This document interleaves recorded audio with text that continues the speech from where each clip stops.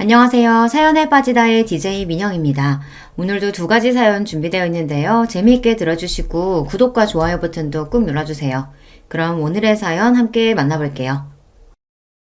안녕하세요. 대한민국 땅에서 땀 흘려가며 열심히 살아온 70 먹은 사람입니다. 식구들 안 굶기려고 1분 1초 아끼며 살다 보니 지금은 취미랄 것도 없이 유튜브나 보며 지내는 노인이 되어버렸네요. 지금 나와 같이 사는 건 지난해부터 우리 집에 눌러 살게 된 길고양이 수봉이가 유일한 식구고요. 긴긴 밤 옆구리는 시리지 마음 울적할 때는 그저 술이나 마시며 여기 유튜브에서 사람들 사는 이야기 듣는 것이 재미난 일이 되었죠. 저라는 사람은요, 많이 배우지도 못한 데다가 또 가진 팔자가 어찌나 억센지 우아하고 고운말 같은 건 하나도 쓸 줄 몰라요. 그래서 여기 다른 사연자님들처럼 좋은 말솜씨는 없지만요. 최대한 솔직하게 제 이야기를 털어놓겠습니다. 그러니 여러분 제 이야기 좀 한번 들어봐 주세요. 도대체 누구 잘못인지 내가 나쁜 년인 건지 한번 판가름을 해달라 이 말입니다. 저는 총구석 어촌마을에서 태어난 저에게도 부모님, 언니, 오빠, 가족이라 부르던 친정 식구들이 있었죠. 하지만 사고로 일찍이 아버지를 여의고 엄마 혼자 우리 삼남매를 키우셨습니다. 언니 오빠는 가난한 시골이 몸서리 쳐지도록 싫다며 성인이 되자마자 상경하고 자기들 입성이나 챙기고 살았어요. 무릎 연골도 남아나질 않아 거동이 불편한 엄마를 시골집에 혼자 두고 생활비조차 붙여주지 않았던 그들은 그저 가족이 부담스러웠나 봅니다. 하지만 사람 인두겁을 쓰고 자식이 그래서는 안 되잖아요. 우리 자식들 키우느라 엄마 인생을 다 바치셨는데 말입니다. 자기들 결혼까지 하고 나더니 아예 명절이고 엄마 생신이고 발길을 뚝 끊고 살대요. 그 뒤로 난 그 사람들 동기간으로 보지도 않고요. 파렴치한 그들을 떠올리면 욕지기만 납니다. 그래도 어쩌겠어요. 불쌍한 울 엄니 나라도 챙겨야죠. 20살 때부터 내가 돈 벌어 엄마 병원비 대고 생활비 벌며 모녀 둘이 살았네요. 그래도 결혼해야 한다. 너 가정이 이루는 거 봐야 죽어도 눈 감는다던 엄니는 맨날 나만 보면 시집 타령을 하셨어요. 그러면 전 괜스레 엄마에게 성을 냈죠. 됐어. 나 같은 거 어느 놈이 이쁘다고 데려가겠어요. 결혼 못한 처녀 귀신으로 죽어도 하는 수 없죠. 이렇게 툴툴대며 우악스러운 처녀였던 저도 운명의 사랑에 빠지고 말았죠. 장돌배기처럼 다니는 트럭 장수 남자가 좋아져서 저도 시집이라는 것을 갔으니까요. 그 사람이 결혼하자고 말했지만 난 대번에 거절하고 돌아서 장대비처럼 눈물을 쏟아야 했어요. 너무너무 그가 좋지만 같이 살고 싶지만 혼자 계신 울 엄니를 나까지 버릴 수는 없어서요. 그런데 그 남자는 내가 청혼을 거절해야 했던 이유를 알아채곤 이렇게 말해주었습니다. 난 고아나 마찬가지 아닌가. 당신 어머님 내 친모처럼 여길 테니 결혼하고 모두 다 같이 삽시다. 남자가 그것도 고루하기 짝이 없는 경상도 남자가 이런 결단을 내리기가 어디 쉽겠습니까? 결혼해서 남편 때문에 고생도 많이 했지만 이때의 고마움을 생각하며 원망 한번 안 하고 살았습니다. 남편과 결혼하고 친정엄마와 함께 고향을 떠나 경기도로 와서 터를 잡았어요. 남편이 하던 장사를 저랑 같이 했는데 바구니, 양말 등 1000가지 잡화를 트럭에 싣고 다니며 이 동네 저 동네 다녔죠. 돌아다니며 하는 장사의 고됨은 이루 말할 수가 없었습니다. 그러다 보니 어느새 내 마음속에 소원 같은 것이 생겼죠. 바로 내 가게, 내 점포를 갖고 당당하게 장사하는 것 말입니다. 하지만 만사 느긋한 남편은 장사 수완도 좋지 않고 돈도 잘 못 벌었어요. 아이들 낳고 키우면서 남편 혼자 장사하니까 벌이가 뚝 떨어져서 입에 풀칠하기도 어려웠습니다. 그래서 막내 낳자마자 친정엄마에게 아이들을 맡기고 내가 일하러 나섰어요. 장사꾼으로 살다 보니 여자가 참 갈갈한 성미가 되었지만 누구 돈 떼먹거나 거짓말 안 하고 살고자 노력했습니다. 그렇지만 내가 편하게 살 팔자가 아니었던 모양이죠. 남편은 벼랑간 차 사고가 나서 반년간 식물인간처럼 병원에 누워있다 결국 세상을 뜨고 말았으니까요. 그때가 맏아들이 7살, 막내 아들이 고작 2살 되던 해였습니다. 졸지에 과부에 노모와 세 자식이 딸린 가장이 되어버렸죠. 돈도 못 버는 기존의 트럭 장사를 과감히 접고 남의 식당 주방 일을 하기 시작했습니다. 내가 음식하는 손도 야물고 또 가만 보니 먹는 장사가 제일 많이 남는 것 같아 보였죠. 당장은 내 식당 할 돈도 없고 하니 남의 밑에서 돈도 모으고 장사하는 법도 배우려는 요량이었습니다. 그렇게 일은 악물고 살다 보니 식구들 건사하고 삼남매 대학까지 다 보냈어요. 지금은 나 사는 집 있겠다, 월세 받는 건물까지 있으니 이 정도면 참 잘 살아온 거 아니겠습니까? 그런데 평생을 다 바쳐 자식들 키워낸 내가 말년에 이런 대접을 받을 줄은 정말 몰랐어요. 지금도 그 생각만 하면 울부짖 치솟고 가슴이 미어집니다. 자식 뽑기 운은 완전히 뺑뺑이고 뭐가 나올지 모르겠대요. 첫째 아들과 둘째 딸은 성실하니 일찍 철들어 저들이 알아서 공부도 잘하고 크대요. 문제는 막내 아들이었습니다.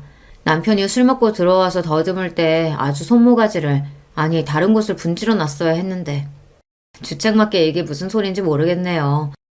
여하튼 간에 그날 막내를 뵈는 게 아니었다 싶은 순간은 셀 수도 없을 겁니다. 꽤 많고 장난심한 녀석이라서 애를 모르는 이웃이 없을 정도로 동네에 소문이 파다했어요. 거 정사하다 말고 어디 가요? 아휴, 내가 복장이 터져서 막둥이 학교 가요. 막둥이 담임선생님이 학부모 상담하자고 전화가 왔지 않아요. 에? 또 가? 지난번 선생님 가방에 개구리 집어넣고 여자애들 체육복 죄 뜯어놔서 불려갔었잖아요. 이번엔 또 무슨 짓을 졌대요? 대머리 교장선생님은 가발에 리본을 묶었다나 뭔 짓을 더 한 모양인데 아우 아주 이놈의 자식 때문에 내가 못 살아. 걸핏하면 막내가 사고쳐서 학교에 불려가야 했어요. 죄송한 마음에 학년이 끝나면 의뢰 담임선생님 가족분들을 제 식당에 모셔서 대접했죠. 선생님, 성태기 자식 때문에 얼마나 노고가 많으셨습니까? 엄마로서 제가 참 죄송하고 고맙고 해서요. 없이 사는 사정이라 드릴 거라고는 이 사죄주 한 잔 올리고 음식 대접하는 것 뿐이라요. 촌지나 내놓지 하는 표정으로 제 초대를 거절한 선생님도 있었지만 대부분 제 정성을 뿌리치지 않고 초대에 응해주셨죠. 성태기가 장난은 곧잘 쳐도 머리 회전이 빠른 놈이니 때려서라도 끝까지 공부시키라던 고마운 선생님도 있으셨습니다. 그 말씀대로 막내 우격 다짐해서 좋다는 학원에 집어넣어 억지로 공부시켰습니다. 공부 안 하고 딴 데로 샜다거나 시시껄렁한 친구들과 어울리면 곧바로 귀때기를 잡고 끌고 와서 빗자루가 부러질 정도로 매질을 하며 강하게 키웠어요. 엄마 말 안 듣고 반항하던 놈도 어느새 맘 잡고 공부하더니 결국 연세대에 합격을 했다는 거 아닙니까? 더 공부 잘하던 지 작은 누나도 한양대에 갔는데 사고뭉치 막내가 이 정도면 성공한 거죠. 우리 동네에서 자식 셋 다 좋은 대학교 보냈다는 이유로 저 가슴 좀 피고 삽니다. 물론 자식들이 알아서 잘한 거지만 과부로 자식 셋을 좋은 대학까지 보냈다는 것이 내 훈장과 같은 것입니다. 하지만 대학 보냈다고 자식 교육이 끝난 것은 아니죠. 어느 날 막내 다니는 대학교 행정처에서 전화가 걸려왔습니다. 여보세요? 네, 최성택 학생 부모님 되시죠? 이번 학기 등록금 납입이 안 되어서 전화드렸습니다. 네? 등록금 미납이라니 그럴 리가요. 분명히 몇 달 전에 학교 갖다 내라고 고지서 적힌 420만 원 애한테 현금으로 줬는데요. 글쎄요. 뭔가 착오가 있었는지 모르겠지만 미납 상태인 거 맞습니다. 이번 주까지 납입 안 되면 학생은 재적 처리될 거라는 거 유념하세요. 아니요. 선생님, 내가 내일 학교 가서 절대로 낼게요. 그러니 학교에서 자르지 말아주셔요. 이게 어찌된 일이냐며 막내에게 따져 물으니 그놈은 막 횡설수설 하는데 결국은 지가 술 먹고 노는데 그 돈을 다 갖다 써버렸다는 거예요. 어휴, 이놈아. 다른 돈도 아니고 대학 등록금이다. 매일 먹어야 하는 내 허리약은 건너뛰어도 너희들 학원비, 학교 육성회비는 어떻게 해서든 안 빼먹고 살았어. 그런데 감히 대학 등록금에 손을 대? 학창시절부터 가게 돈통 슬쩍하고 문제집 산다고 뺑땅 치는 거 혼낸 적이 부지기수였습니다. 그래도 그렇지 대학교 등록금은 아니잖아요. 열이 잔뜩 받은 나머지 바리깡을 들고 와서 성택이 머리를 아예 빡빡 밀어버렸어요. 니는 정신 상태가 글러먹었어. 대학생이 무슨 군대 나가 뿌라. 여지간해서 말 안 들어먹던 놈이 그때는 충격을 좀 받았던 모양입니다. 진짜로 군대 신검받고 어쩌고 하더니 2달 뒤 입대를 해버렸어요. 현역 육군으로 빡세게 구르다가 정신을 차렸는지 제대하고 나서는 사고 안 치고 대학교 잘 다니다 유명한 회사에 취직까지 했습니다. 아유, 김사장은 좋겠네. 박사님 첫째, 둘째 딸은 대기업 다니고 게다가 돈 많은 집에 시집까지 갔으니. 그런데 속만 썩이는 막내까지 그렇게 큰 회사에 합격했다고? 그럼 저승에서 신랑 만나면 아주 잘 살다 왔다고 큰 소리 뻥뻥 칠 거야. 그러니 지금 죽어도 여한이 없지. 요즘 나 밥 안 먹어도 배가 안 고프다니까. 에이, 그건 오바고. 그 늘어진 뱃살 보면 밥을 영 안 먹지는 않은 것 같은디. 이 사람이 뭐라고? 자식들 모두 제대로 된 인간 만든 것 같아 부모로서 느끼는 뿌듯함이야 이루 말할 수 없을 만큼 컸죠. 비록 큰아들은 외국서 공부하고 귀국한 지 얼마 안 되어 아직 미혼이지만 대부분 시집 장가 보내고 나니 이제 진짜 혼자가 되었어요. 같이 살던 친정엄마는 하늘나라에 가신 지 이미 십수년도 되었고 말입니다. 늙은 내 몸 하나만 챙기며 여유있게 사나 했더니 자식 교육은 끝난 게 아니더라고요. 별일 없이 잘 살고 내 용돈까지 붙여주는 첫째, 둘째와 달리 막내는 아직도 내 도움을, 아니 내 돈을 필요로 했어요. 자잘하게 카드값 막아야 한다, 손주에 돌잔치 해야 한다 등등 갖가지 명목으로 수없이 돈을 요구해왔습니다. 결혼할 때 전셋집도 마련해줬는데 5천만 원, 8천만 원 빌려달라 해서 아예 차용증까지 썼다니까요. 아니 큰 회사 다니는 맞벌이가 왜 맨날 돈이 그렇게 부족하냐? 이해가 안 가서 물어보니 내 허락도 없이 며느리는 이미 회사를 간뒀더라고요. 어머님 무서워서 미리 말씀 못 드렸는데요.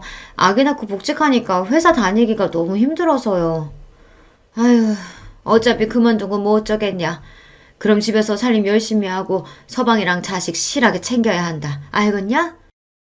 그런데요, 엄마 그 봉청동 건물은 한 달 월세가 얼마나 나와요? 갑자기 그거 와 궁금해?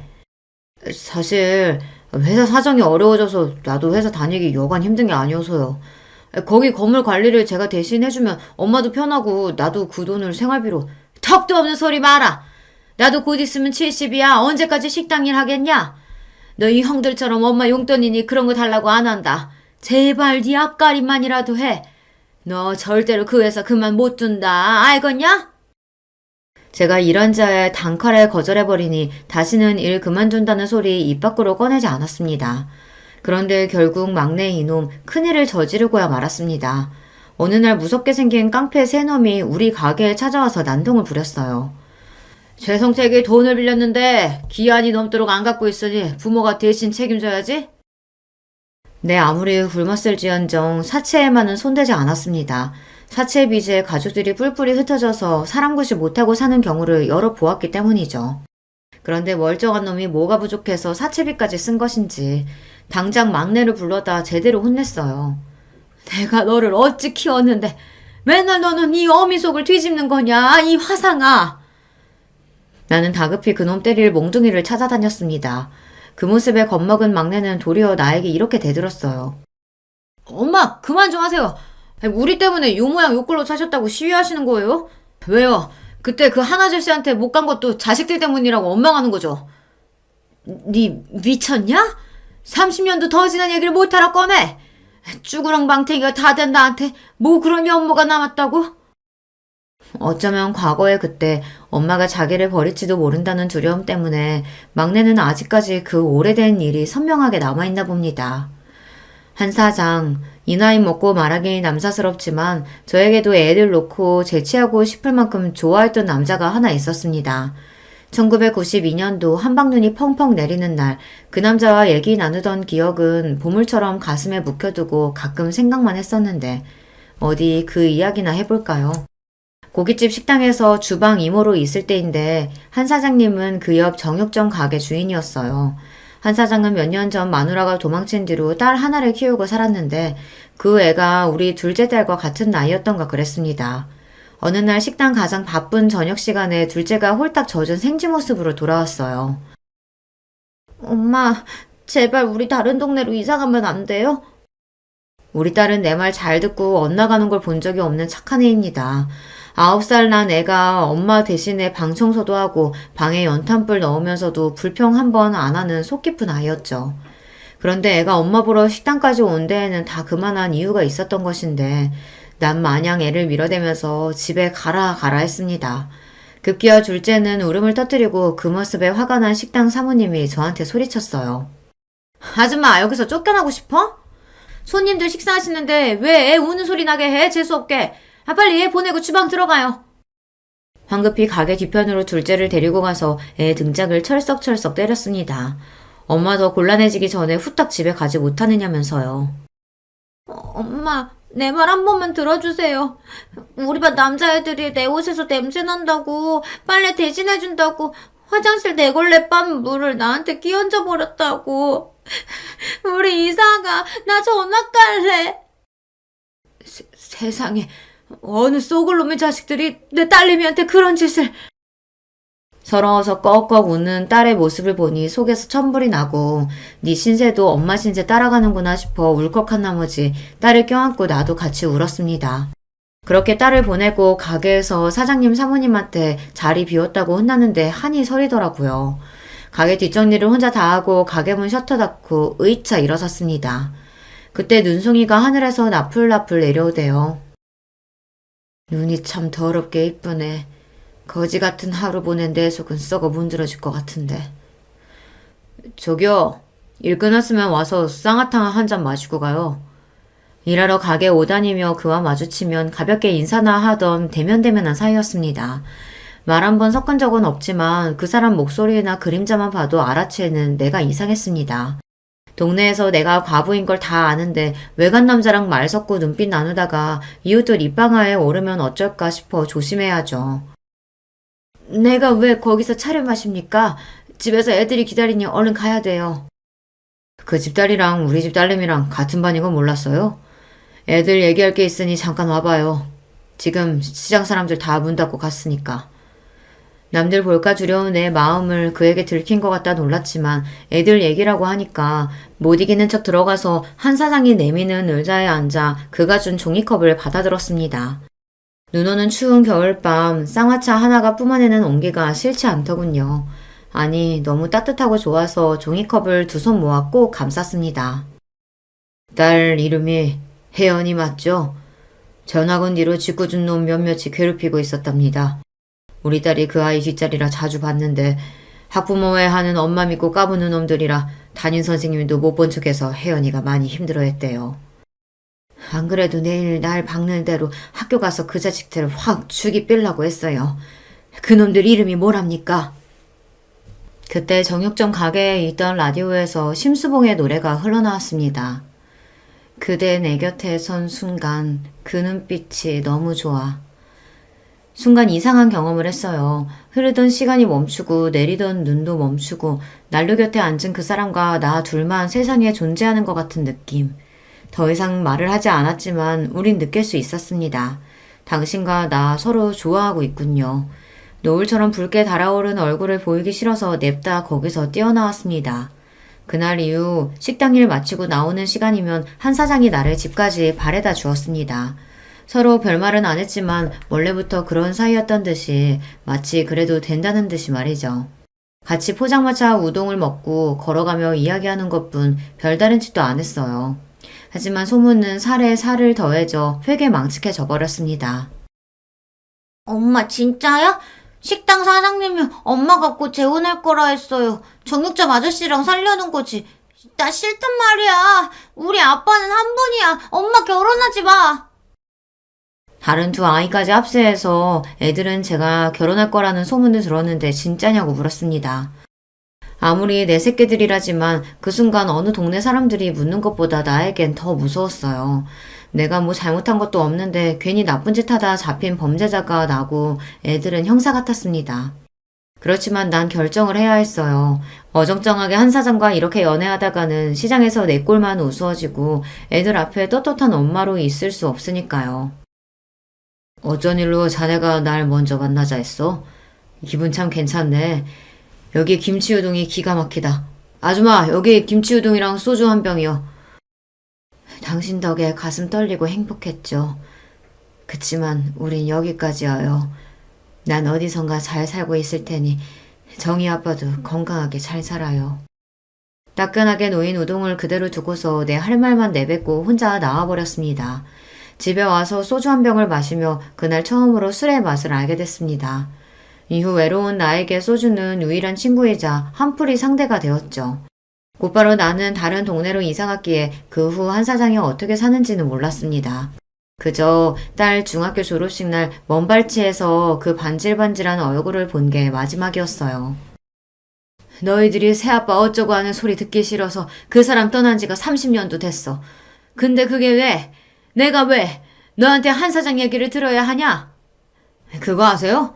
엄마는 지난 세월 고생한 게 다 자식들 때문이라고 생각하니까 작은 실수에도 그렇게 크게 역정을 내시는 거예요. 그 억하심정 때문에 내가 하는 행동 하나하나가 다 미운 거라고요. 언제 엄마가 나한테 따뜻한 말 한마디 건네준 적 있었어요?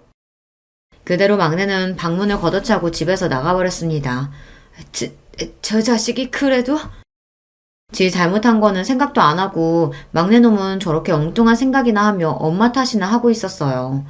뭐 저도 다 잘한 건 아닙니다. 옛말에 예쁜 자식 매로 키운다고 했어요. 아비 없이 자라 저 모양이라는 소리 듣기 싫어서 우리 애들 교육 더 단단히 시켰습니다. 난 참 엄하고 싫은 소리만 하는 엄마였을 거예요. 생각해보면 첫째가 반에서 1등 했다고 눈을 반짝이며 얘기하면 니 어디 가서 1등 한다고 자랑하고 다니면 안 돼. 사람이 거만하면 욕먹는 법이야. 계속 1등할 방법이라 연구해라. 마음 같아서는 애 얼싸안고 어야둥둥 춤이라도 추고 싶었지만 꾹 참고 이렇게 말했어요. 그때 시무룩하게 돌아서던 큰아이의 얼굴이 생각납니다. 그리 모질고 엄한 엄마라서 자식들 머리 크고 나니 이렇게 안타깝고 후회스럽네요. 막내 말대로 난 따뜻한 그런 엄마는 아니었습니다. 대신 억척스럽게 돈 벌어서 어디 가서 기죽지 않도록 애들 입히고 먹이고 가르쳤어요. 그게 내 평생의 자부심이었단 말입니다. 이렇게 막내가 속삭일 때면 둘째한테 전화해서 이렇게 저렇게 이야기를 하곤 해요. 그래도 딸이라고 내 말도 잘 들어주고 나 위로해준다고 같이 맞장구도 쳐주니 고맙죠. 막내가 워낙 매사 불평불만이 많은 녀석이라 그래. 지가 받은 사랑은 생각도 못하고 부족한 것만 생각하는데 그걸 어떻게 다 맞춰줘. 괜히 그 자식 말 때문에 엄마 맘 쓰지 마세요. 엄마, 근데 귀는 좀 어때? 병원에는 다녀왔어요? 그래. 의사가 노인성 난청이 좀 일찍 온 거라고 하대. 고작 환갑 넘었을 뿐인데 벌써 노인성 난청이 왔다고요? 몸쓰며 일하고 살아와서 그런가 허리와 다리 건강엔 늘 문제를 달고 살았어요. 파스는 내 남편이요. 정형외과는 내 친구였으니까요. 그런데 몸 아픈 건 약 먹고 바르면서 참는데 이골이 났지만 귀가 안 들리는 건 어려움이 많았습니다. 사람들이랑 하는 일상적인 대화도 어려워지고 자꾸만 사람들이 했던 말 또 해달라고 하니 나를 불편해하고요.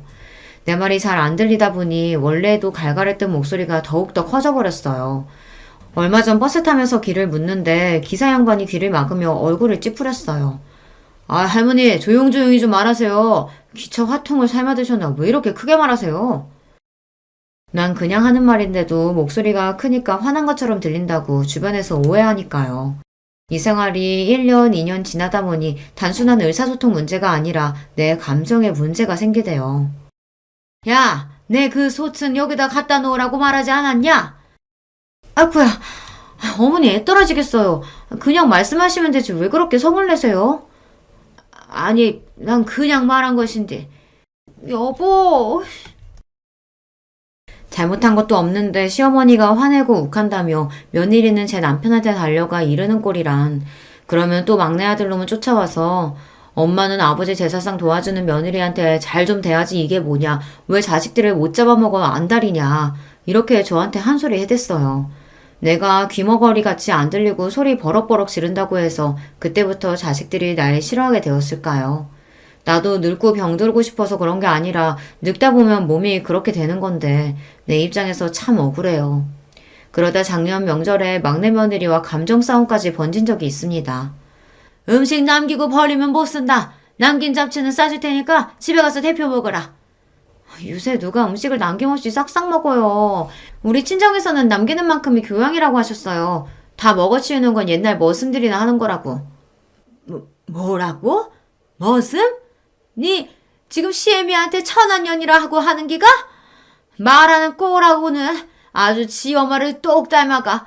너희 친정에서 그리 가르치더냐? 예전 상견례에서 만났던 안사돈의 불쾌한 기억이 떠올라서 버럭 지르고 말았습니다. 자기들은 서울 태생이라는 이유로 꼴보기 싫게 거만했던 안사돈은 식사 중에 이렇게 말했죠. 음식 먹는 걸 보면 그 집안이 어떤지 다 표가 나는 법이지. 자네 그렇게 허겁지겁 먹으면 가난하게 자란 티 다 나는데 그거 아나? 내 아들에게 이렇게 면박을 주는데 아들은 물론이고 나와 우리 집안을 욕먹이는 말이죠. 그래서 무례한 안사돈에게 큰 소리로 뭐라고 해댔습니다. 어머니는 왜 저희 친정엄마까지 들먹이세요? 예전 상견례 자리에서도 어머님이 우리 엄마한테 소리 지르고 뭐라고 하셔서 제가 얼마나 속상했는 줄 아세요?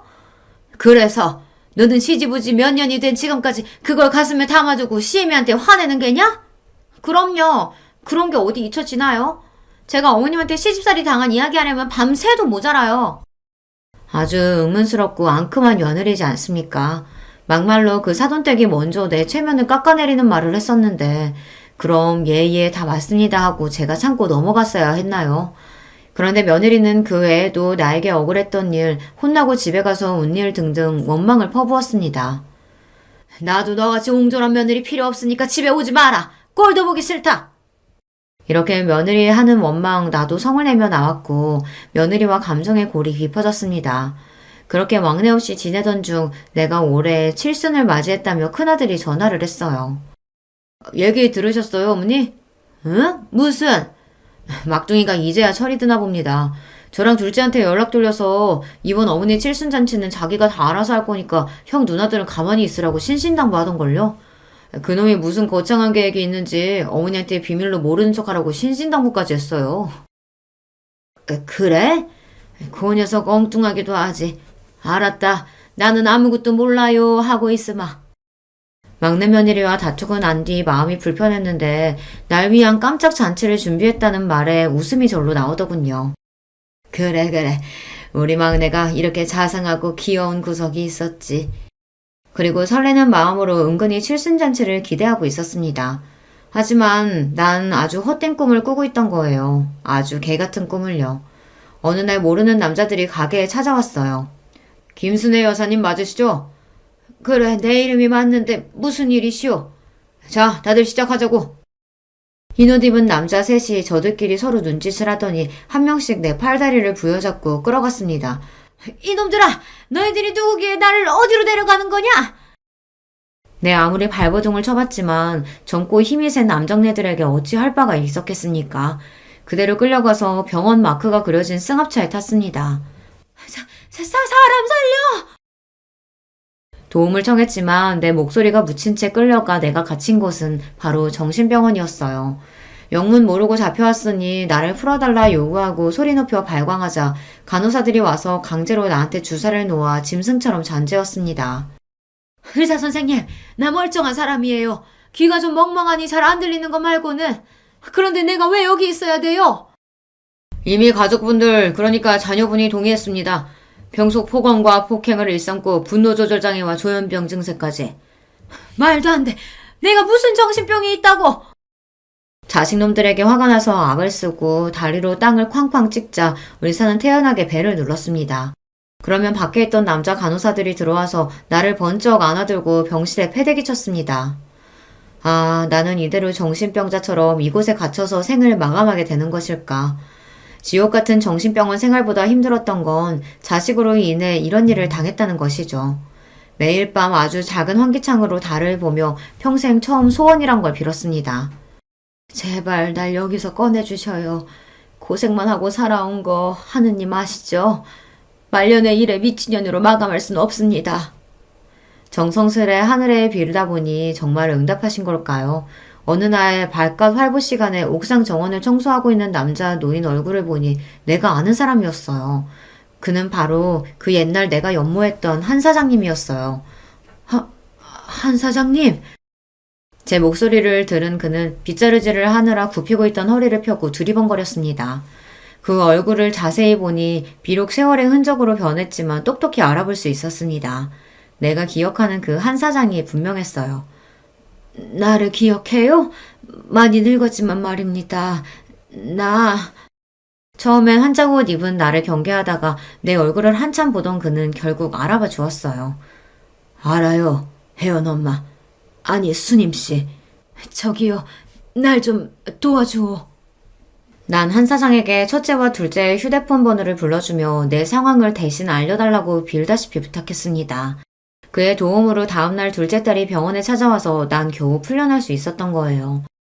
혜연아, 아휴, 내가 이 꼴 보자고 아등바등 살아왔다. 차라리 그때 네 아버지 따라 혀 깨물고 죽을 것을. 둘째와 그간 이야기를 나누면서 알게 된 사실이 있었습니다. 막내놈이 아주 이전부터 철저한 계획을 세우고 날 일부러 정신병원에 쳐넣었다는 거 말입니다. 그놈은 저희 형 누나들에게 내가 사라진 일을 거짓으로 속였습니다. 나를 모시고 칠순잔치 호텔로 가던 중 나한테 얻어맞고 정신을 차려보니 자기들이 차에 쓰러져 있고 엄마는 이미 사라진 쥐였다고. 얼마 전부터 치매 증상이 심해진 탓에 이런 일이 벌어진 것 같다고 꾸며낸 거였죠. 심지어 경찰서에 신고까지 했다고 속였대요. 평생 자잘한 거짓말 치고 살아오더니 이렇게 대담한 죄까지 저지를 줄은 나는 미처 몰랐습니다. 엄마가 막내 때문에 정신병원에 갇혀 있었다니 믿을 수가 없어요. 어떻게 사람으로서 그런 짓까지 할 수가 있지? 그래, 나도 믿을 수가 없었다. 그런데 그놈들이 병원으로 날 찾아와서 이렇게 말하더구나. 정신병원에 갇히고 막내동과 며느리가 찾아온 날, 한 사장이 내 옷 속에 몰래 녹음기를 두어 그날의 대화를 남겨놓을 수 있었습니다. 얘들아, 뭔가 일이 크게 잘못된 것 같다. 여기 사람들이 날 이곳에 끌고 왔어. 너희가 나 좀 풀어다오. 자식들이 직접 해명하면 이들도 믿어주겠지. 저희가요? 왜요? 설마 너희들이... 이제야 상황 돌아가는 걸 눈치채셨어요? 세상에서 엄마가 제일 무서웠는데 이 사람들이 나한테 이 방법을 알려줘서 얼마나 살겠던지. 이제야 처음 엄마한테서 떨어져 자유롭게 살 수 있게 되었는데 내 손으로 엄마를 풀어주겠어요? 이놈아, 농담이라도 하나도 안 재밌어. 내가 너한테 무슨 죄를 지었다고 멀쩡한 어미를 이런 식으로 미친년으로 만든단 말이냐? 그러게 엄마가 평소에 자식들을 좀 겁박하고 자기 뜻대로 휘둘렀어야 말이지. 이제 나도 아이 달린 가장이라고요. 언제까지 뭐 하나 잘못하면 쭈루루 엄마한테 달려가서 혼나고 살아야 하나? 엄마 가진 집이며 건물 어차피 나중에 받을 거 지금부터 그거 갖고 살면 될 것을. 어머니, 저희도 이러는 거 괴로워요. 하지만 우린들 어떻게 해요. 그대로 있었으면 어머님한테 피 말려서 우리가 먼저 죽을 것 같은걸요. 녹음기 속 대화를 듣던 첫째와 둘째는 어찌나 충격을 받았던지 입을 다물지 못하고 눈만 껌뻑거렸습니다. 그 상놈의 자식 가만 안 두겠습니다. 어머니, 어떻게 하면 좋겠습니까? 막내놈을 어떻게 벌줘야 할지에 대해 두 아이와 의논을 했죠. 자식을 위해서라면 눈 하나 달래도 줄 수 있었던 어미지만 난 아들, 딸의 조언대로 변호사를 찾았습니다. 변호사님, 자식 같지도 않은 막내 호적에서 파주쇼. 법원 판결을 통해 정당한 이유로 인정을 받아야 가족관계 등록부 정정이 가능합니다. 우리나라에서 호주제는 폐지되어서 이제 호적 자체가 없기도 하고요. 그럼 어떻게 방법이 없는 건가요? 그럴 수야 없죠. 의뢰인께서 막내 아드님으로부터 당하신 일에 대해 복수하셔야 하지 않겠습니까? 내가 처했던 상황을 설명하자 변호사님은 최선을 다해 돕겠다고 자기만 믿으라 장담했어요. 옛말처럼 호적에서 파낼 수는 없었지만 내 뜻을 분명히 막내 자식 부부에게 전했습니다. 변호사가 추천한 대로 법적으로 강하게 말이죠. 더 이상 타이르고 매타작해서 가르치는 게 아니라 어른의 무서움, 부모의 냉정함을 보여줄 차례란 말입니다.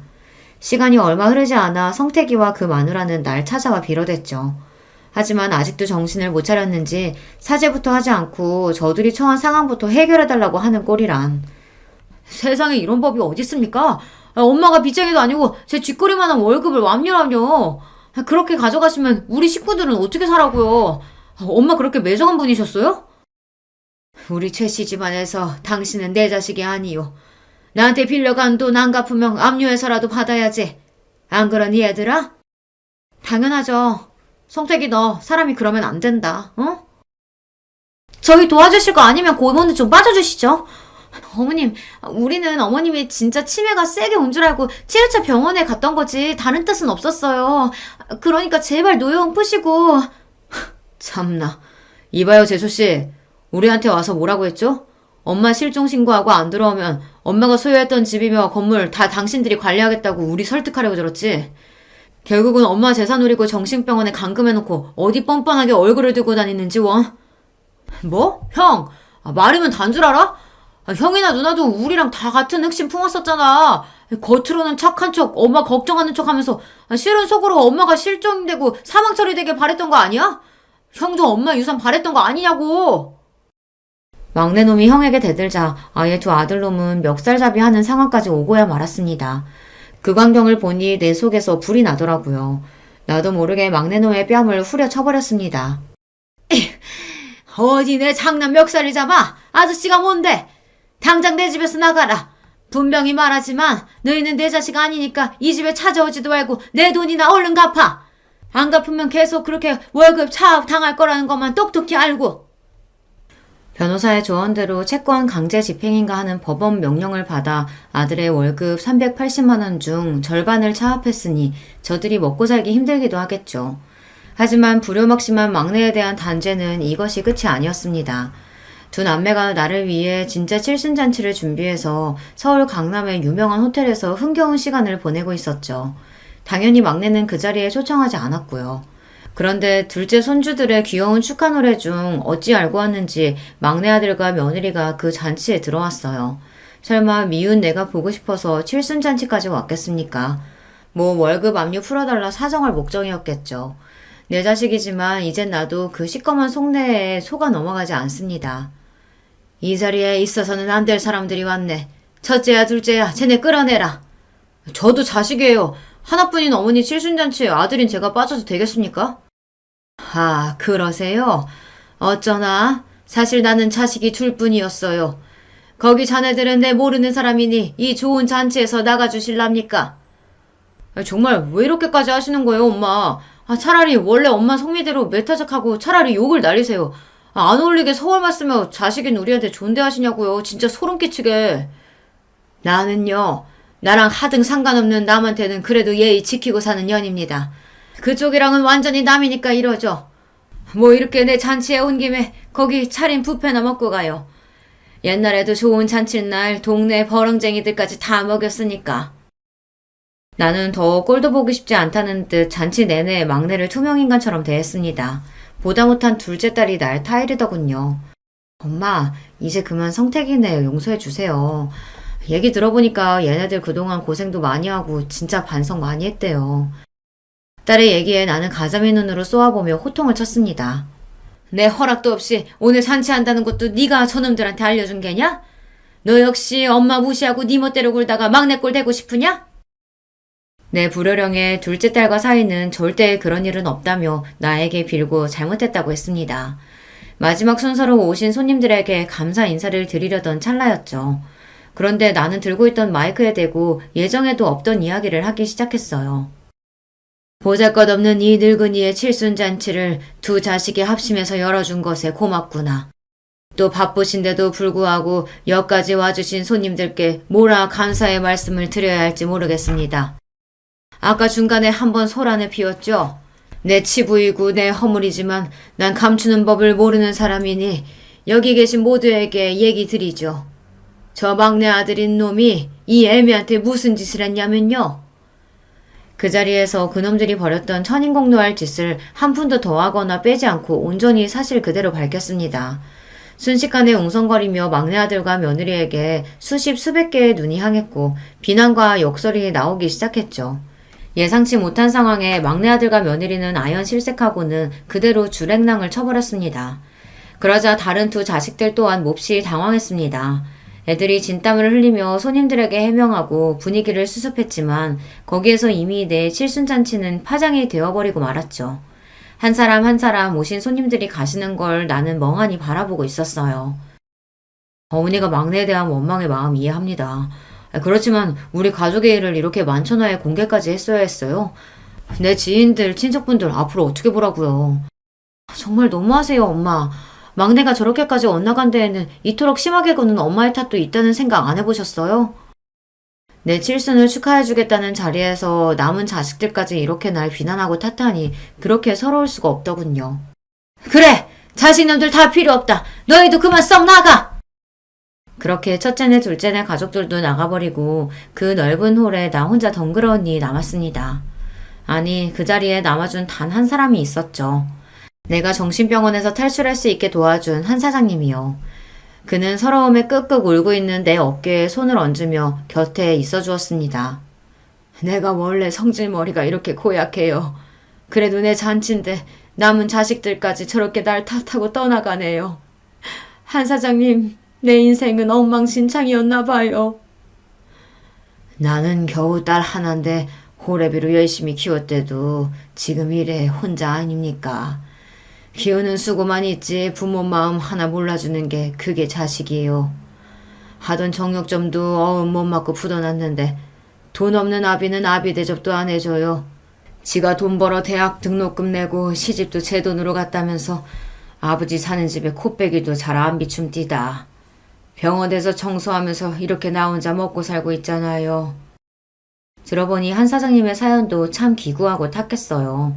자식들이 날 정절없는 어미로 생각할까봐 두려워서 애모의 감정을 감추고 그에게 도망쳤던 날이 기억납니다.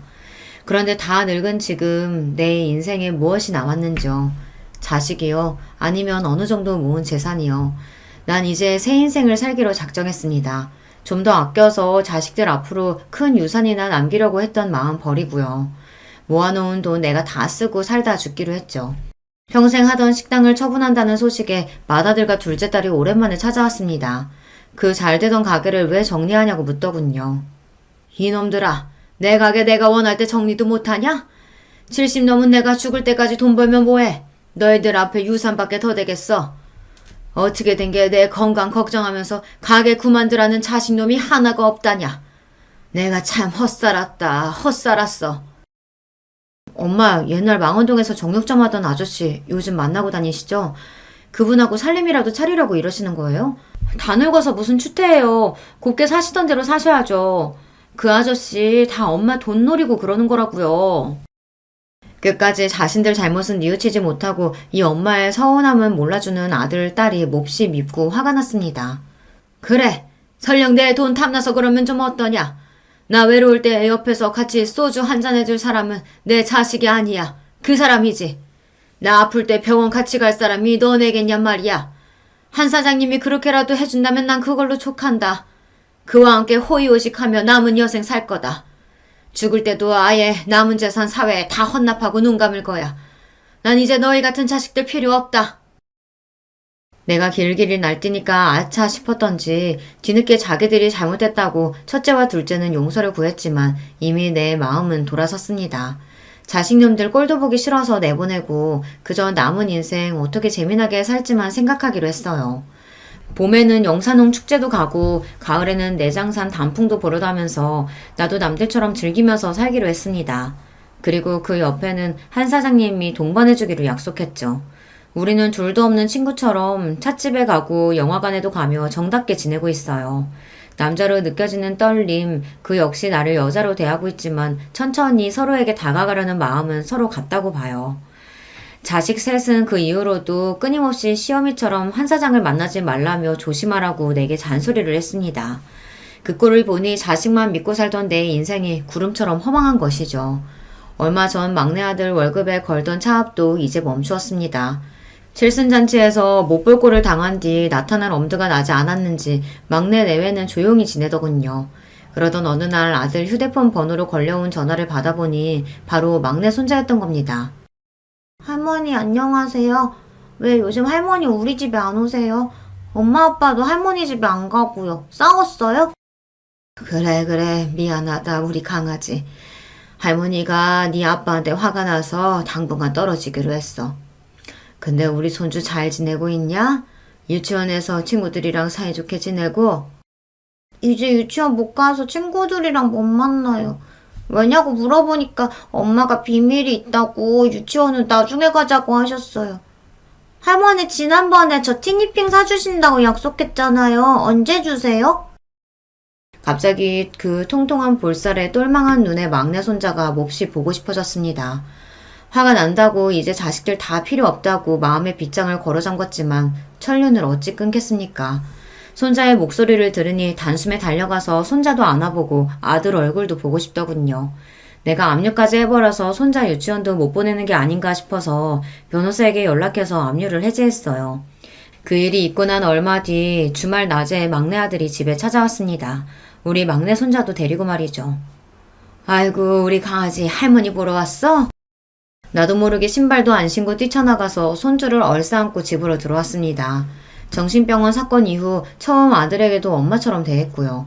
손자와 한참 이야기를 나누고 있는데 아들은 무릎을 계속 꿇고 똥 마려운 강아지처럼 불편하게 있었습니다. 됐다. 왜 그렇게 불편하게 앉아있노? 편히 있어라. 막내 아들은 갑자기 얼굴을 바닥에 묻고 엉엉 그야말로 대성통곡을 했습니다. 이 어미가 그리 서럽게 있냐? 석고대죄까지 안 해도 된다. 얼마 전에 월급 압류 풀어주셨더라고요. 감사합니다. 제가 정말 아주 못난 놈이었죠. 형 누나처럼 효자의 반듯한 놈은 못됐어도 그렇게 막 나가는 불효까지 해서는 안 됐는데 절 용서해 주세요.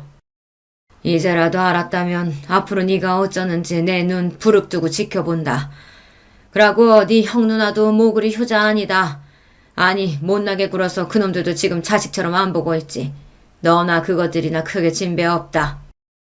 손자가 그리 갖고 싶었던 장난감도 사주고 아들이 좋아하는 갈비찜 밖에서 사 먹이고 돌아왔습니다. 가만히 내 속이 어떤가 들여다보니 막내 아들에게 맺혀있던 한해 응어리가 많이 풀어져 있더군요. 이게 어미고 끊지 못하는 천륜인가 싶습니다. 하지만 그렇대도 아직 막내가 저지른 죄를 완전히 용서한 건 아닙니다. 이놈이 진심으로 뉘우치는 것인지 아니면 그런 척 어미를 속이고 정신 못 차리고 있는 것인지는 좀 더 지켜봐야죠. 전처럼 자식들 필요한 거 다 해다 바치고 모든 애들 입장에서 생각하던 것은 이제 나 안 할랍니다. 예전 같으면 자식들 무서워서 남자친구는커녕 친구도 잘 못 만났는데 지금은 자식들이 뭐라든 한 사장님하고 가깝게 지내니까요. 이쯤에서 구독자 여러분께 묻고 싶네요. 여러분이 저처럼 정신병원에 가둔 자식이 있다면 그놈을 용서하고 전처럼 받아들이실 수 있으신지요? 그래도 자식이라고 품어주려는지요? 자식들이 엄마가 변했다고 노망이냐며 서운하다고 나오는데 제가 뭐 그리 잘못한 것입니까? 나도 헷갈리고 마음의 갈피가 안 잡힙니다. 어떤 날은 그래도 내가 어미고 우덜인데 허물 다 덮고 자식들 봐줘야지 싶다가도 서운함이 가시질 않아요. 그래서 감히 여러분께 여쭙고 싶어요. 첫째와 둘째 그리고 이 막내놈을 용서하는 게 맞습니까? 아니면 저들이 뭐라곤 유산이고 뭐고 남기지 않고 제 마음대로 다 쓰다가는 게 맞나요? 여러분께서 댓글로 저한테 조언을 좀 해주세요. 도대체 내가 뭘 잘못해서 자식들이 이렇게 되어버린 건지, 만약 100% 자식놈들 자식이라 이렇게 된 거면 내가 뭘 어째야 좋을지 말입니다. 여러분께 내 자식들 못난 점까지 드러내며 이렇게 간곡히 고민 상담을 부탁드리니 송구하네요. 하지만 불쌍한 노인네 도와준다는 마음으로 지나치지 마시고 이야기 좀 보태주셔요. 그럼 전 여러분만 믿고 이제 글의 문을 닫을게요. 제 사연 들어주셔서 참으로 감사합니다. 안녕하세요. 저는 얼마 전에 할머니가 된 기쁨을 누린 사람입니다. 살다 보니 이런 날도 기어이 오더라고요. 제가 유튜브에서 가장 좋아하는 채널에 제 지난 이야기를 사연으로 한번 보내어 봅니다. 아직 인생을 통달했다고 말하기에는 너무 부끄럽긴 하지만 그래도 할머니까지 된 입장으로서 인생이란 뭔가를 얘기해 보자면 저는 내 이야기 하나 제대로 들어줄 사람 만나기가 생각보다 쉽지 않은 것, 이게 바로 인생이라고 생각해요. 저는 워낙 타고나기를 활기차고 왈가닥인 소녀였어요. 가진 것에 비해서 늘 꿈이 비대하기도 했었답니다. 속으로 늘 오빠보다 제가 낫다고 여기면서 친정 부모님이 뭐라고 하시든 콧대가 쉬이 꺾이지 않는 딸이기도 하였고요. 그런 나날을 보내던 중 제가 중학교 시절에 동생이 태어났습니다. 집안의 막내였고 늦둥이였죠. 제 여동생 새별이가 태어나는 바람에 저는 고등학교에 진학을 못하게 되었습니다. 동생의 탄생과 고등학교 진학 무산이 대관절 무슨 상관이냐고요? 저희 친정처럼 형편이 애매하게 안 좋았던 집들에게는 상황에 따라 자식의 거취가 시시각각 바뀌는 게 잘만 일어나는 현상이었습니다. 갑자기 아기를 키워야 되는 집이 되었으니까 제가 고등학교로 가는 게 비효율적이라고 친정 부모님은 판단하셨던 것이었죠. 내가 고등학교 가는 것을 얼마나 손꼽아 기다렸는데 청소한 여고생이 되어보고 싶었건만 그 꿈이 이렇게 무산되는구나. 부모님께 대들고 반항을 해보자니 집안 형편이 지금 어려워진 것 같고 출산 이후로 엄마의 건강도 좋지 못하시고 그런 상황이라 말대꾸도 못하겠어. 이건 어쩔 수가 없구나. 눈물을 쓰게 삼키며 고등학교 진학을 단념했던 날 아무도 몰래 저는 동네의 뒷산에 가서 눈물 콧물을 다 흘리며 오열했습니다. 이 세상에서 제일 가는 비련의 여주인공이 된 것 마냥 불행한 스스로에 취해서 많이 울었었네요. 그렇게 울고 나니까 얼마나 배가 고프던지 집에 돌아가는 길에 이웃집의 밭에서 과일 서리를 하나 몰래 하고 말았는데 낌새를 느낀 것인지 주인이 집에서 얼른 나오길래 안 들키려고 미친 듯이 내달렸다가 돌부리에 걸려 넘어져서 다리에 상처가 났었죠. 그런데 그 상처가 제가 나중에 결혼하고 애를 낳을 때까지도 흉터를 남긴 채였어요. 볼 때마다 얼마나 기가 막히던지요. 혼자 괜히 폼 잡겠다고 뒷산에 가서 울지만 않았어도 배가 안 고팠을 거예요. 그러니까 저는 희한한 쪽으로 많이 튀는 애였던 것 같아요. 갓난아기 동생, 사실 얼마나 귀여운 존재입니까? 그러나 저는 언니가 되어서는 동생인 새별이가 아기일 적에 이를 박박 갈면서 미워했었습니다. 그냥 주는 것 없이 얄미웠어요. 주변에서 귀여운 동생이 생겨서 좋겠다라고 말하면 저는 반드시 그 사람에게 보복을 가했습니다. 이런 나쁜 언니에게 잘못 걸린 제 동생 새별이 과연 무사히 클 수 있었을까요? 이를 박박 갈면서도 손으로는 똥오줌 싼 거 다 처리해주고 눈빛은 얄미워 죽겠다고 원망을 하면서도 손으로는 옷을 갈아입혀주는 그런 언니가 저였기 때문에 새별이는 무럭무럭 자랄 수 있었답니다. 솔직히 제가 아니었으면 그렇게 잘 크기 힘들었을 거라고 저는 감히 자부할 수 있어요. 왜냐고요? 당시 친정엄마는 출산 후유증으로 힘들어하셨고 몸이 좀 나아지신 이후에는 저에게 네가 참 동생을 잘 보내라는 짧은 감상이나 남겨주시면서 모든 육아를 본격적으로 전가하셨거든요. 저는 새별이 이전에 동생이 없었는데 저라고 아기를 잘 돌보는 법을 알았겠나요? 전혀 몰랐지만 그냥 책임감, 의무감 같은 걸로 열심히 했던 것뿐입니다. 지금 생각하면 정말 고단했던 시기였네요. 고등학교에 진학하지 않은 제가 설마 집에 틀어박혀서 갓난 동생만 보고 있었을 리가 없잖아요. 네, 저는 돈을 벌러 다니고 있었습니다. 아이, 좋은 아침! 너는 여상 가냐? 나는 공장 간다. 당시에 저는 제 중학교 동창들을 동네에서 만나면 그런 식으로 씩씩한 인사를 먼저 건넸습니다. 잠깐이었지만 약간은 동네에서 유행어처럼 번지기도 했어요. 넌 여상? 난 공장. 이런 식의 제가 만들어낸 표현이었는데 사람들이 제 흉내를 내면서 꽤 썼었습니다. 당차고 야물딱짓하면서 동네 어른들은 다 저를 좋게 봐주셨던 것 같아요. 하지만 제 속은 조용히 문드러지고 있었답니다. 저는 공장이 아니라 친구들이 다니는 여상을 다니고 싶었거든요. 공장에서 내도록 서서 일을 하며 눈알 빠지게 반복 작업을 해야 한다는 것 자체가 너무 괴로웠어요. 저도 친구들처럼 학교 생활을 하고 싶었죠. 그러던 어느 날 고된 일을 마치고 집에 오자마자 새별이부터 챙기고 간단히 집안일을 하고 그러고 있는데 오빠라는 놈이 교복 차림으로 하품을 쩍쩍 날리면서 귀가를 하더니 가방을 아무렇게나 획 내팽개치더라고요. 마치 저보고 알아서 정리하라는 지시 같았습니다. 집구석도 좁아 죽겠는데 가방을 던지는 행위에 저는 열이 받았죠. 그래서 그 가방을 오빠의 등짝에다가 날려줬습니다. 그랬더니 친정 부모님이 깜짝 놀라시면서 저를 혼내셨어요. 공부하고 온 오빠는 왜 괴롭히냐면서 말이죠. 친정 아버지의 소뚜껑 손으로 꿀밤까지 세게 맞자 서러움이 밀려들었습니다. 참고 있던 화가 폭발하는 순간이었어요. 아버지, 왜 오빠만 고등학교 보내셨어요? 진짜 너무하시는 거 아니에요? 저도 고등학교 다니고 싶었다고요. 어허, 남자랑 여자랑 같지 않다고 내가 대체 몇 번이나 말해줘야 너는 알아들을 거야?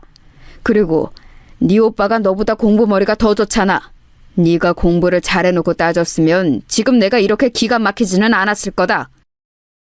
공부 얘기에는 솔직히 대꾸를 할 수가 없어서 분했습니다. 그런데 제가 오빠하고 공부로 승부를 보기 이전인 아주 어렸을 때부터 이미 차별을 받았다는 것이 생각난 거죠. 아버지 말 맞다나 남자로 태어날 것을. 엄마, 도대체 엄마는 왜 나를 딸로 낳아서 내 인생을 힘들게 만들어? 나도 아들이었으면 귀염둥이 둘째 아들 소리나 들었을 텐데 오빠가 사고치면 사내 자식이 아주 장군감이네 이러고 내가 사고치면 기집애가 혼나고 싶어서 또 저러고 자빠졌네 이러고 솔직히 차별이 너무 심했잖아 옛날부터. 아유, 너는 진짜 별소리를 다 하는구나. 왜 그렇게 너는 억울해하는 거야? 엄마도 그렇게 컸어. 어? 여자라서 딸이라서. 너보다 더 심하게 차별받고 컸으니까 너는 세상에서 너무한 억울하고 분하다는 그 표정 좀 그만 지어. 친정엄마가 그때 저한테 해주셨던 말씀이 두고두고 안 잊혀졌던 것 같아요. 끝내 저를 향해 그냥 좀 살아 라고 하셨던 분이 제 친정엄마이셨습니다. 곱씹을수록 제 마음속에서 메아리가 되어 울려 퍼졌어요. 너만 억울한 거 아니니까 그냥 참으라는 그 논리가 정말이지 어이가 없었죠. 한참을 곱씹던 저는 동생을 품에서 재우며 이렇게 말을 해주었습니다. 야, 너는 나보다 한참 어리니까 네가 내 나이가 되었을 쯤에는 뭔가 달려져 있지 않을까? 아무튼 너는 딸이라서 서럽고 눈물나게 살지 마라. 결심을 하나 했는데 내가 오늘부로 너를 후계자로 딱 찜했어. 이게 무슨 말이냐 하면 앞으로 네가 나의 병기가 되어서 활약하는 거야. 내 병기로 성장해서 내 억울함을 네가 다 풀어줘. 알았지? 내가 팍팍 밀어줄게. 그러자 품 안에서 어린 새별이가 배시시 웃었어요. 알아들은 것도 아닌데 그렇게 웃은 게 너무 신기했죠. 집이 좁은 탓에 제 작은 목소리를 옆에서 다 듣고 계셨던 친정엄마는 고개를 저으셨습니다. 아유, 애한테 이상한 소리 마. 병기 같은 소리 하고 있네. 그리고 애가 뭘 알아듣기라도 하니? 왜? 못 알아들으면 이상한 소리 해도 되는 거 아니야? 너는 대체로 말을 상대방에게 한마디도 안 지는 편이야. 네 스스로 이 점을 알아야 돼. 지금은 네가 어리니까 단순히 객기라고 어른들이 받아줄 수 있지만 시간이 지나면 너도 바뀌어야 할 거야. 알았지? 그런데 아무튼 엄마는 네가 있어서 다행이라고 생각은 해. 너 없었으면 누뚱이는 나을 엄두도 못 냈을 것 같네. 고맙다 우리 딸. 친정엄마는 어색하고 민망해하시면서도 저에게 그날 고맙다는 인사를 남몰래 해주셨어요. 새별이의 존재 때문에 여러모로 제 상황이 꼬여버렸는데 동생이니까 소중하기는 하고 친정엄마에게 고맙다는 인사도 처음으로 들어보고 이런 상황이니 저에게 새별이는 애증의 존재로 자리 잡았던 것 같습니다. 좋으면서도 미우면서도 귀찮으면서도 아주 그냥 복잡 미묘했죠. 그런데 제가 성인이 되고 나니까 애증이라는 감정도 자연스레 옅어지더라고요. 제가 더 이상 10대 소녀가 아니기 때문인 듯 싶었었네요. 공장일을 전전하던 저는 지인의 소개를 통해서 첫 사무직으로 드디어 입성을 이뤄냈었는데요. 저에게 참 잘해주던 30대 초반의 남자 상사가 있었어요. 어리다고 중졸이라고 단순 업무직이라고 저를 무시하는 남자들 틈바구니에서 그분의 존재감은 남달랐습니다. 속으로 많이 동경하고 있었죠. 그런데 어느 날 그분의 부인이 저보다 겨우 3살 많다는 사실을 우연히 알게 되었습니다. 이것도 놀라웠는데 더 대단했던 점은 아이가 이미 5살이라는 사실이었어요. 충격을 받았죠. 이거 완전히 도둑놈 아닌가 싶어서 그분이 달리 보이기 시작하였고 더불어서 제 동생 새별이가 새삼 어려도 너무 어리다는 것을 깨우치게 되었죠. 자칫 제가 남자와 불장난을 저지르는 사고를 쳐버렸으면 이미 새별이 나이 수준의 아이가 있었을지도 모른다는 가정을 해보니까 앞으로는 그냥 새별이를 내 새끼라고 생각하고 무조건 잘해줘야겠다는 생각이 확 들더군요. 사회생활을 핑계로 폼 잡느라고 성인이 된 이후로는 어린 동생 뒤치다거리에서 졸업하고자 아둥바둥 난리도 아니었었는데 생각을 고쳐먹고서 어리디 어린 동생에게 잘해주고자 했어요. 그러고 나니까 눈에 보이더라고요. 새별이가 얼마나 대충 방치되어 대충 자라고 있는지 말입니다. 저러다가 공부에 기억자하고도 인연이 없을 것 같아서 첫 단추를 잘 꿰어주고자 제가 노력을 좀 했어요. 어느덧 무럭무럭 자라서 학교에 입학하게 된 새별이에게 필기구를 사주면서 친구 말은 안 들어도 선생님 말씀을 잘 들어라, 공부 꼴찌하지 말아라 몇 번이고 당부를 하였습니다. 꼭 열심히 제 말을 따르겠다는 새별이의 모습을 보면서 제 동생이지만 너무 귀엽다는 생각이 들었고 잘 키워내보겠다고 서서히 다짐을 하였죠. 예전에 제가 새별이를 보면서 제 후계자, 병기 이런 걸 운운했었는데 그거 반쯤은 진심이었거든요. 새별 병기, 공부는 잘하고 있는감 어쩌고 있는감? 네, 대장! 저는 오늘 받아쓰기 시험에서 4개만 틀렸습니다. 병기가 무서워지고 있습니다. 와, 그래? 4개만 틀렸어? 잘했네. 아니, 잠깐. 근데 총 문제 개수가 몇 개였는데? 30개? 20개? 응? 왜 그렇게 도리도리를 해? 설마 15개? 그러자 새별이가 조심스레 양 손바닥을 저에게 펼쳐 보였죠. 이게 뭔 뜻인가 했더니 10개라는 것이었습니다. 이럴 수가, 다른 의미로 제 병기가 무서워지고 있었던 것이죠. 꼴랑 10개 중에서 4개나 틀리다뇨? 꼴등이었던 저도 반타작은 했었는데요. 이거 큰일이다 싶어서 학습 점검까지 제가 딱 붙어서 하기 시작했습니다. 대장의 불호령에 우리 꼬마 병기 새별이는 낑낑거리면서 공부에 열중이었죠. 그러자 오빠가 그걸 알고서 저에게 혀를 끌끌 찼습니다. 저한테 너나 잘하라며 핀잔을 주더군요. 하지만 그래봤자 새별이는 자기 오빠보다 언니인 저를 더 좋아하고 따랐습니다. 하도 시험 문제를 많이 틀린 날에는 저한테 손바닥도 맞았는데 그럼에도 단 한 번 오빠가 언니보다 좋다느니 하는 말을 농담으로라도 하지 않았어요. 제가 엄마 같은 존재였기 때문일 테죠. 기특한 맛이 있어서 저는 이제 새별이를 위해 돈도 야금야금 따로 모으기 시작했습니다. 귓속말로 몰래 알려주었어요. 새별아, 너 이 다음에 대학 간다 그러면 언니가 돈 대줄 테니까 너는 마음 놓고 공부만 열심히 하면 돼. 알았지? 이 대장만 믿어. 그러자 그게 왠지 듣기 좋았는지 새별이가 이름 따라서 눈을 반짝반짝 빛냈습니다. 왈가닥이라는 오명을 점차 씻어내며 나이가 들수록 멋진 언니가 되어가는 저였건만 이런 대견한 딸에게 친정부모님은 어떻게든 돈 뜯어낼 궁리만 하셨어요. 그렇기에 제가 새별이를 위한 미래 자금도 몰래 모을 수밖에 없었던 겁니다. 두 분 다 저에게 걸핏하면 돈 좀 있냐는 얘기를 하셨습니다. 밥 먹었냐는 질문보다도 더 많이 하셨을 거예요. 그런데 어느 날 직장 내에서 저를 무시하는 인간들 때문에 너무 짜증나고 피곤했던 하루를 보내고 집에 왔는데 친정 부모님이 저를 보시자마자 용돈 얘기를 꺼내신 거예요. 어두침침한 딸의 안색은 안 보이고 돈줄로만 보이셨던 걸까요? 화딱지가 나더라고요. 암만 생각해도 너무들 하시네. 어렸을 때부터 그렇게 차별하고 부려먹고 돈까지 일찍 벌게 하더니 이제는 용돈이다 뭐다 하는 각종 명목으로 다 뜯어가시려고? 두 분 다 작작하세요. 너 부모 앞에서 말하는 꼬라지가 그게 뭐야? 너는 당최 언제나 철이 들래? 제발 의젓한 네 오빠의 반만 닮아봐라. 오빠 얘기 마침 잘 나왔네요. 아버지, 왜 저한테만 돈 그놈의 돈 타령을 하세요? 오빠는 이제 막 직장 잡았다지만 그래도 벌이가 저보다 낫잖아요. 돈은 오빠한테 달라고 하셔야죠. 어허, 장남은 장가를 가야 하니까 안 돼. 돈을 한 푼이라도 더 모아야 하는 네 오빠하고 너하고는 다르지. 네? 그럼 저는 돈을 안 모아도 되나요? 저는 시집 안 가요? 제가 노처녀로 늙어 죽기를 바라시는 거예요? 두 분 뒷바라지만 실컷 하다가? 남자하고 여자가 어떻게 같아? 남자는 장가 들 때 다 책임져야 하지만 여자는 그렇게 안 해도 된다. 출가 외인이라서 크게 상관없어. 아버지, 그럼 뭐예요? 저는 결혼할 때 드는 비용을 다 부담할 남자를 낚아채라는 그런 말씀이세요? 그럴 거면 예쁘게라도 낳아주시든가요. 두 분을 너무 닮아서 제가 외모가 별로 대단하지 않잖아요. 예쁘게 못 낳으실 거면 웃기게라도 낳아주셨어야죠. 그랬다면 제가 방송국의 문턱이라도 넘었을 텐데요.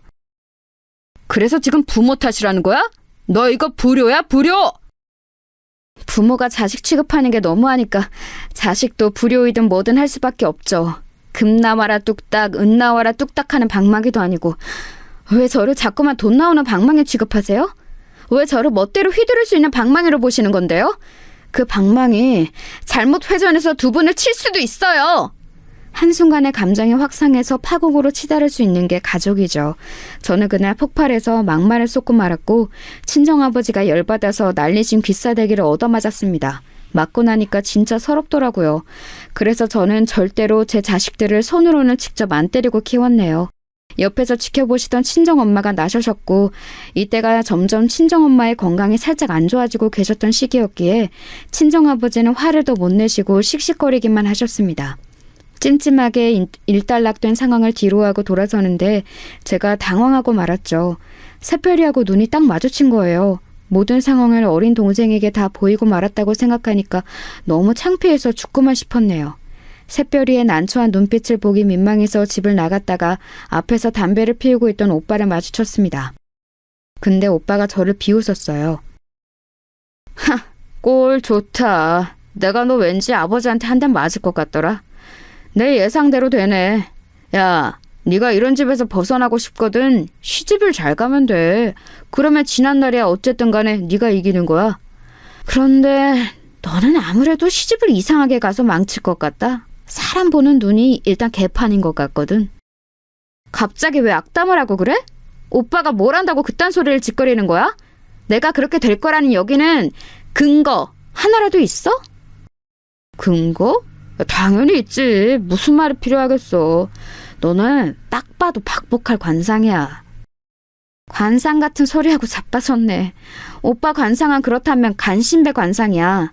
눈썹이 얍삽하게 생겨먹었잖아. 그러니까 괜찮은 여자하고 맺어질 리가 없지. 그 바람에 오빠하고도 간만에 된통 다퉜습니다. 서로에게 유치한 맹공격을 퍼부었지요. 그날 밤에 자려고 누워서는 나이 먹고 이게 뭐하는 짓인가 싶어서 스스로가 한심해 죽는 줄 알았습니다. 새별이에게 아버지한테 귀싸대기나 얻어맞는 모습을 보인 것도 민망했고요. 그런데 이틀 뒤 새별이가 저에게 밥상을 차려줬습니다. 뭔 요리를 할 줄 안다고 밥을 차렸냐고 하니까는 자기는 다 잘한다면서 배시시 웃더라고요. 갓난 아기일 적에도 꼭 저렇게 웃었었는데 가슴이 뭉클했네요. 저한테 힘내라면서 밥을 차려준 새별이의 마음씨가 너무 기특했어요. 나 위로해줘서 정말 고마워. 그런데 너는 이런 거 잘할 생각을 하지 말고 공부를 잘할 생각을 하면 더 좋아. 알았지? 언니, 내가 공부 잘하면 좋은 대학 가면 성공하는 거 맞아? 콕 찍어서 그렇게 물어보면 내가 할 말이 없어지는데. 하지만 확실한 건 좋은 대학을 안 가는 것보다야 가는 게 낫다는 거지. 네 인생에서 고를 수 있는 선택지 자체가 달라질 테니까. 새별아, 내가 얼마나 대단한 고난과 시련을 겪으며 살아왔는지 알지? 네가 나 대신 멋지게 활약을 해줘야 내가 한이 풀린다고. 그랬었지? 응, 언니. 어제 언니 혼나는 모습 보니까 진짜로 대단한 고난과 시련을 겪어온 게 맞는 것 같아. 나 앞으로 언니를 생각하면서 더욱 공부 열심히 할게. 오빠보다도 성공할 거야. 너 말 잘했다. 바로 그거야. 오빠보다 성공하는 거지. 내가 너를 후계자로 지목하고 병기로 키우는 보람이 있네. 제가 너스레를 떨자 동생은 수저를 내려놓은 손을 자기 머리 옆에 가져다 대면서 충성 제스처를 해보였습니다. 자기는 저를 영원히 대장으로 따를 거라고 했습니다. 귀엽고 착실한 새별이에게 떳떳할 수 있도록 제가 멋지게 살았다면 아주 좋았을 텐데. 애석하게도 오빠의 말이 어느 정도 맞아떨어지고 말았어요. 그건 바로 제가 상당히 별로라고 할 수 있는 결혼을 선택해버린 것이었습니다. 남편의 능력도 별로였고 시댁이라는 집단은 말할 것도 없었지요. 도대체 왜 그딴 어이없는 선택을 했냐고요? 여러분께만 솔직히 당시 제 심정을 밝혀볼게요. 사실 저는 남편의 얼굴, 이거 딱 하나만 보고 결혼을 했습니다. 그래서 그 사달이 났던 겁니다. 저 나름 그렇게 생각이 흘러갈 수밖에 없었던 이유가 있었어요. 가만 보니까 저희 친정 부모님뿐만 아니라 외가와 친가들 다 통틀어서 살펴봐도 외모들이 썩 희망적이지 못했어요. 그나마 제 동생 새별이가 오밀조밀 귀여운 느낌이라도 있는 얼굴이었죠. 역시나 제 병기 나왔습니다. 아무튼 저는 냉정하게 외모를 평가한 뒤 생각했었던 거예요. 치밀해야겠는데? 나는 다른 건 몰라도 잘생긴 남자를 만나는 게 이세를 위하는 길인 것 같아. 애를 안 낳고 살 거라면 모를까. 애를 낳을 거라면 잘생긴 남자를 만나야 돼. 대단하지 않은 외모라서 슬픈 것, 이 굴레는 내 손에서 끊어낼 거야. 제가 그런 의욕을 활활 불태우고 있을 때 제 주변에 아는 언니들이 기름까지 들이부었습니다. 거의 다 유부녀들이었거든요. 남편의 외모가 얼마나 결혼 생활에 지대한 영향을 미치는지 저에게 침이 마르도록 설명을 하였어요.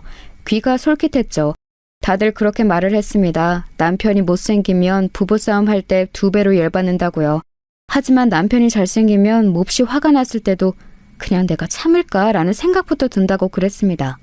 아빠가 잘생겨야 아이의 외모도 되게 예쁜 법이라는 이론까지 등장하였어요. 그런 얘기까지 들었을 때 저는 저와 사귀는 것도 안 사귀는 것도 아니었던 애매한 사이에 남편에게 적극적으로 들이대기로 결심했던 것이죠. 사람이 어리버리하고 좀 우유부단한 것 같은데 하지만 언니들이 한 말이 너무 그럴싸해서 무시가 안 돼. 이왕이면 잘생긴 남자하고 결혼하자. 불도저 같은 저의 기세에 휩쓸린 남편은 자기 가족들의 반대에도 불구하고 저랑 결혼을 해버렸습니다. 그래서 저희 부부는 사실 연애 기간이랄 게 따로 없어요. 결혼부터 들이박아 버렸거든요. 솔직히 말씀을 드리자면 저는 결혼을 하고 나서 미친 듯이 후회했습니다. 시댁 식구들이 저를 항상 죽일 듯이 쏘아보면서 굴러 들어온 돌 취급을 했거든요. 그런 자기 가족들을 남편은 막는 신용조차 하지 않았죠. 이도저도 아닌 걸로 굴었어요. 첫째만 뱃속에 안 생겼어도 저는 그때 확 도망쳐 버렸을지도 모릅니다. 그 정도로 결혼하고 초반 시기에는 힘들었어요. 그리고 결혼 생활에 보람이 없는 것 같아서 진짜 이혼이라도 해버릴까 이렇게 생각하고 있었을 때 친정엄마가 병원 생활을 시작하셨습니다. 많이 편찮으셨어요. 그래서 거기에 매달리느라 몇 년이 흘렸죠. 이 과정에서 시어머니와 대판 싸웠고 시댁하고는 거의 척을 지었습니다. 친정엄마가 돌아가시고 나서도 저는 시댁과 거의 왕래를 안 했어요. 물 흘러가듯 그저 정 하나로 열심히 사는 결혼 생활이었습니다. 저는 늘 새별이에게 강조를 했죠. 너는 무조건 너를 최우선으로 두는 남자하고 결혼을 해야 돼. 알았지? 그리고 자기 며느리 아낄 줄 모르는 시부모가 있는 시댁이라면 아예 시작도 하지 말아야 돼. 새별이는 그럴 때마다 무조건 알겠다고 대답했습니다. 자기가 제대로 된 신랑감을 훗날 고를 거라고 했어요. 원래 공부머리가 없었던 새별이는 저의 전폭적인 지원을 받아서 제법 괜찮은 대학도 갔습니다. 괜찮은 신랑감 고를 만한 군번은 되고도 남았죠.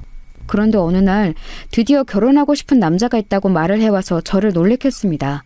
사귀고 있던 그 남자친구를 제가 알았는데 결혼 상대로는 별로라고 저는 여겨왔거든요. 새별이보다 나이도 너무 많은 편이었고 남자가 너무 소극적이고 조용한 것이 왠지 믿음직스럽지 못했어요. 하지만 새별이는 자기 주장 안 내세우고 착한 그 남자가 결혼 상대로 마음에 든다고 했고 조용하고 나긋한 그 남자의 부모도 마음에 든다고 그랬습니다. 제가 만나 뵙고 나니까 사돈댁이 정말 인상은 좋더라고요. 딸처럼 아껴주겠다면서 부디 결혼을 허락해달라고 사돈댁에서 저에게 거의 읍소를 해왔습니다.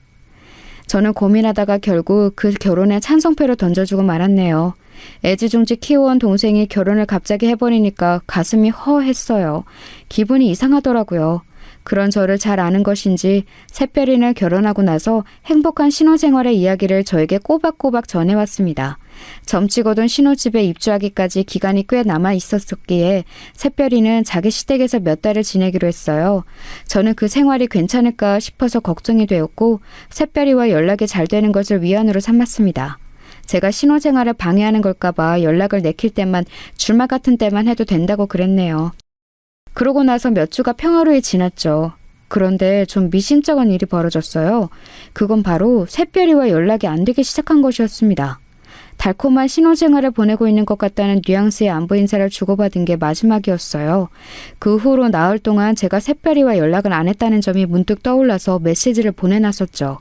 밥은 먹었냐고, 오늘 하루도 파이팅하라고 그런 내용을 보내놓았는데 답장이 없었습니다. 그때는 지금과 같은 스마트폰이 없었으니 당연히 카카오톡도 없었죠. 당초에 제가 보낸 메시지를 읽었는지 안 읽었는지 알 길이 없으니까 이튿날에 제 속이 답답해지더군요. 그래서 전화를 걸었습니다. 그랬더니 어랍쇼? 전화를 안 받더라고요. 애가 결혼하고 나서 저에게 아무런 말도 없이 뭔가 새로운 활동이라도 시작했나, 어디 멀리 외출이라도 한 건가 이런 짐작만 섰었네요. 잘 지낸다면 상관이 없었지만 연락이 안 되는 건 조금 속상했어요.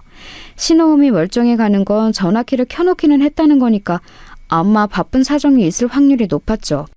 메시지를 또 보내놓았는데 답장이 없길래 제가 하루가 더 지나서 다시 전화를 걸었습니다. 그런데 웬걸요? 희한하게도 사돈 어른께서 전화를 대신 받으셨습니다. 새별이의 시어머니 말이에요. 안녕하세요. 기간 잘 지내셨어요? 제 동생이 미리 언질도 없이 이렇게 연락이 안 될 애가 절대 아닌데 소식이 없길래 궁금했던 참이에요. 제 동생 지금 거기 있는 거죠? 왜 전화를 대신 받으셨어요? 우리 며느리 애기는 지금 잠깐 장 보러 나갔어요. 가까운 데라서 전화기를 두고 나갔네요. 아이고야, 그런 거였어요?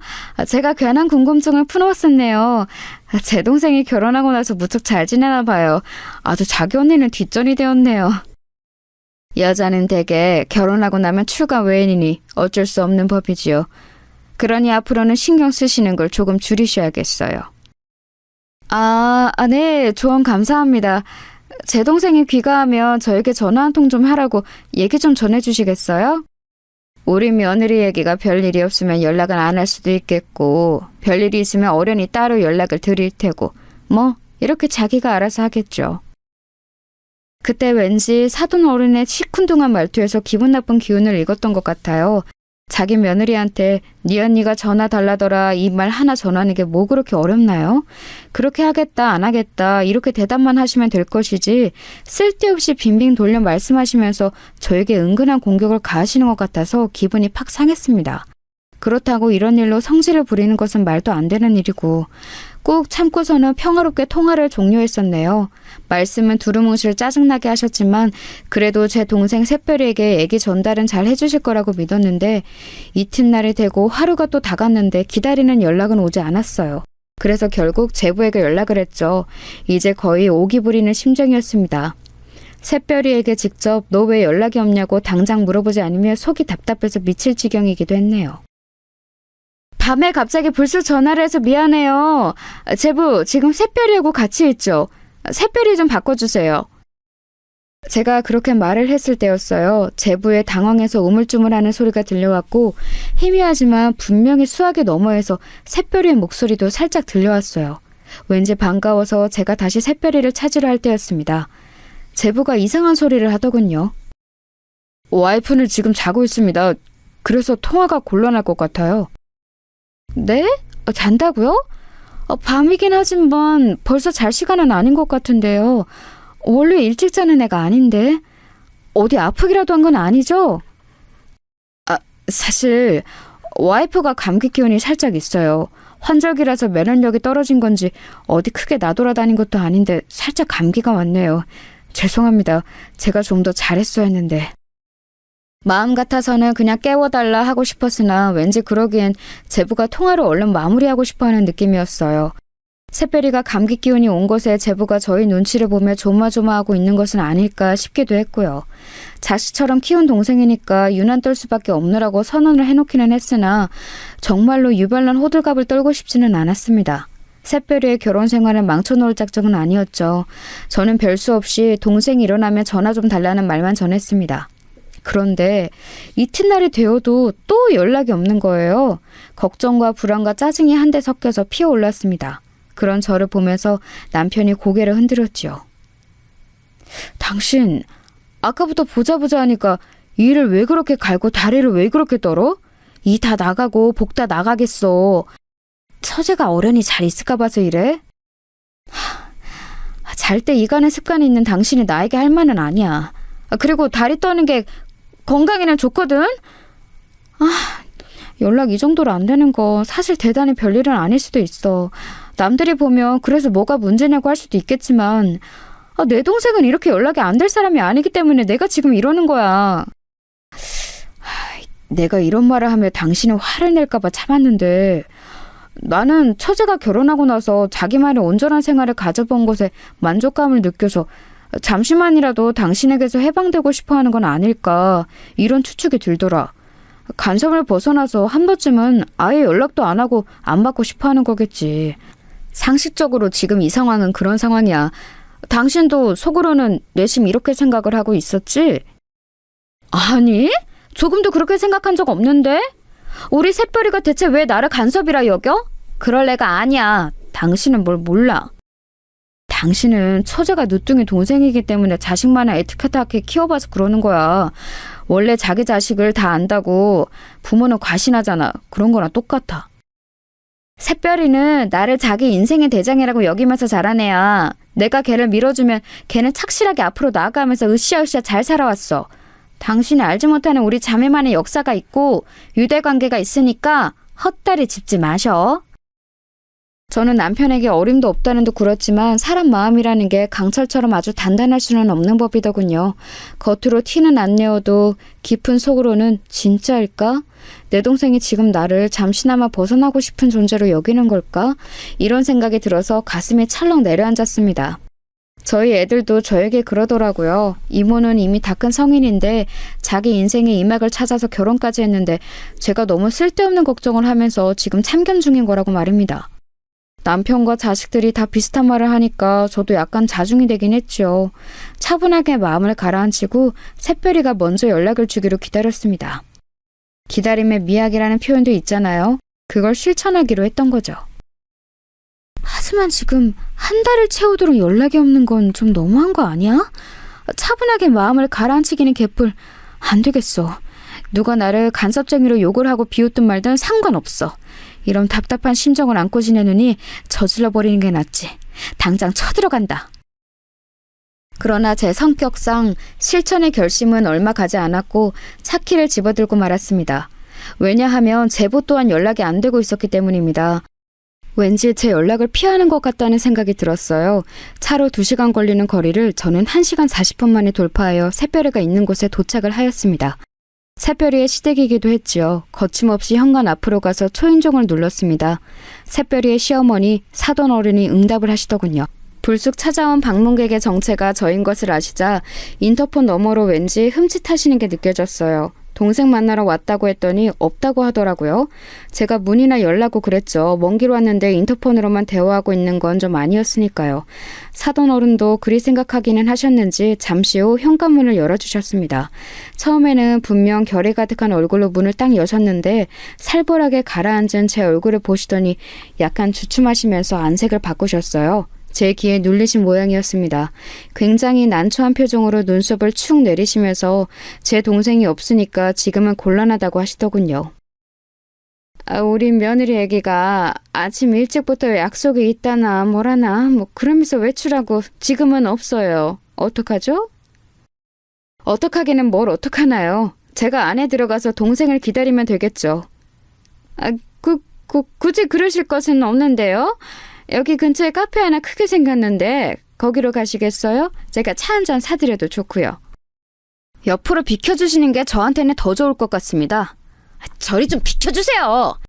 저는 짜증스럽게 사돈 어른을 옆으로 밀치고서 집 안으로 발을 들였어요. 사돈 어른이 저를 말리고 자시고 할 새도 없이 저는 성큼성큼 집안을 활보하며 샛별이와 제부의 공간을 찾았습니다.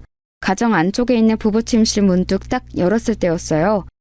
제가 너무 놀라서 그 자리에서 일단 굳어버렸네요. 언니? 언니가 맞은 거야? 언니 나 여기 있었어. 나 좀 도와줘. 새별아, 너 이게 뭘 그리 지금 이게 뭐야?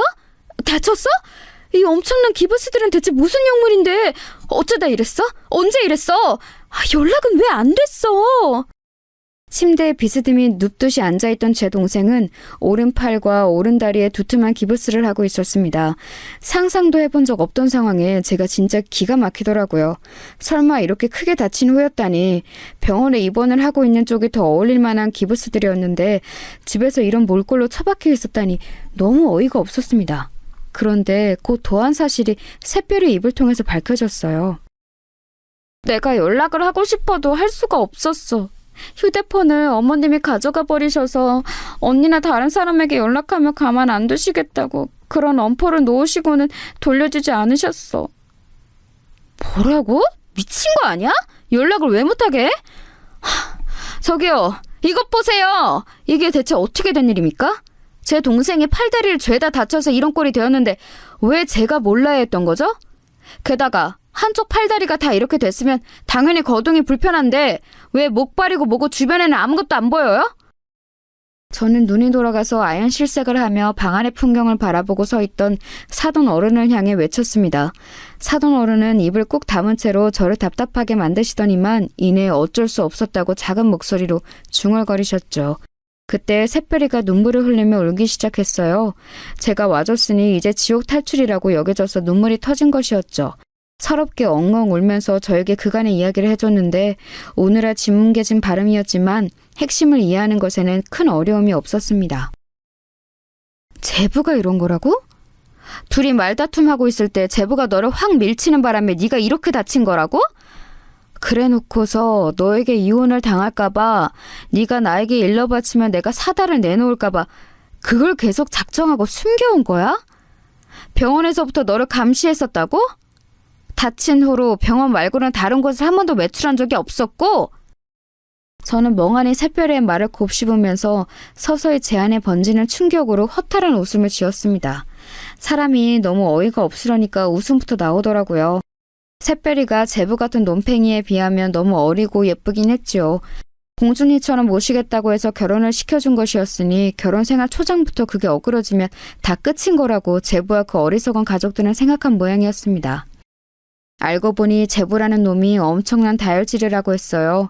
얌전하고 내성적인 것 같지만 쉽게 욱하고 손을 올리고 쌍욕을 내뱉고 그러다가 진정되면 다시 순한 얼굴을 하고 무서운 사람이었던 거예요. 샛별이는 이르지 않겠다. 그냥 평범한 안부전화만 하고 싶다. 이렇게 호소를 해왔지만 망할 놈의 사돈댁은 의심의 눈초리를 거두지 않은 겁니다. 혼자 거동도 할 수 없는 사람을 감시하면서 가둬놓고 기가 죽다 못해 피가 마르도록 한 거였어요. 사돈 어른이 한숨을 내쉬면서 이러시더군요. 우리 아들이 자기 아내는 앞으로 자기가 잘 길들여서 꽉 잡고 가겠다고 그러니까 내가 별 수 있나요? 그러라고 하는 수밖에요. 그리고 저도 며느리가 너무 콧대 놓고 드센 게 보기 좋지 않은 것 같아서 그 콧대를 좀 이 기회에 꺾어놓고 싶었어요. 며느리란 모름지기 시어머니에게 순종해야 하는 법인데 그런 게 전혀 없고 자기 하고 싶은 대로 행동을 해버리니까 누가 위에 있는지 정확히 알려주면 좋을 것 같아서. 그게 무슨 개소리예요? 말 같지도 않은 말은 하지도 마세요. 어르고 달래서 어떻게든 결혼을 성사시킬 때까지는 이런 마음이 아니셨을 텐데요. 화장실 갈 때와 나올 때가 다른 게 사람 마음이라지만 아무리 그렇다고 해도 이건 지나치신 거 아닌가요? 며느리 사랑으로 최고가 되겠다고 하셨던 분은 대체 어디로 가신 거죠? 그게 다 입에 발린 소리들이었고 진심이 없는 감언이설이었다니. 그런 것에 속아 넘어가서 제가 제 동생을 이딴 집구석에 시집을 보냈다니 저는 지금 제 혀를 씹고 싶은 심정입니다.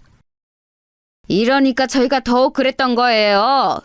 너무 유별나게 그렇게 동생을 위하고 싸고 도시니까 저희도 나름의 조치를 취할 수밖에 없었던 거라고요.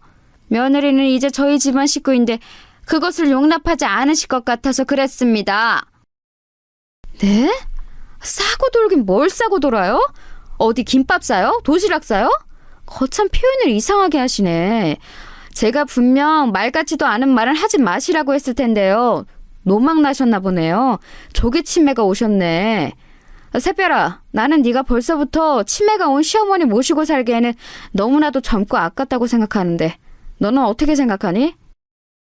제가 낮게 이를 갈면서 말을 하자 훌쩍거리고 있던 새별이가 우는 것을 멈추더니 고개를 번쩍 들어서 자기 시어머니를 똑바로 쳐다봤어요. 그리고 다음 순간 제 동생 새별이가 취한 행동에 상황임을 잊고 저는 웃음이 터질 뻔했습니다.